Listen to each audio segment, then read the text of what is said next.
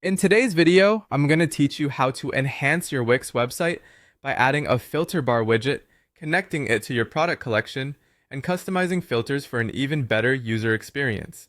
This straightforward process will help your customers find exactly what they're looking for on your site, making their shopping journey smoother and more enjoyable. Let's get started by opening up the Wix editor. This is your creative playground where you can design and manage every element of your website. Once you're there, navigate to the Add button on the left-hand side of the screen. Clicking on this will bring up a menu of elements that you can integrate into your site.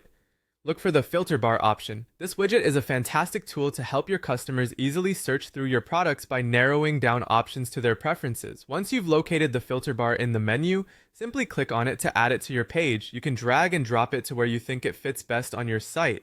Placing it in a prominent location on your product page is crucial since this is where your visitors will be making their selections. After you've added the filter bar, it's time to connect it to your product collection. Connecting the filter bar to your product collection ensures that it works seamlessly with the items you have for sale. To do this, click on the filter bar and a small menu will appear. Select Connect to Data. You'll then see a new panel where you can choose the dataset you wish to link.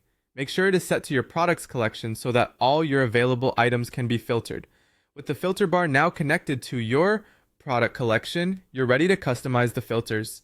Click on the filter bar again to access the settings menu. Here you can tailor the filter options according to the categories and specifics that matter most to your customers, such as size, color, price range, or brand. Think about what criteria are most important to them and what will enhance their shopping experience. Taking the time to carefully set up these options can significantly impact user satisfaction and conversion rates. Remember, you can always test the filter functionality to ensure everything works as expected.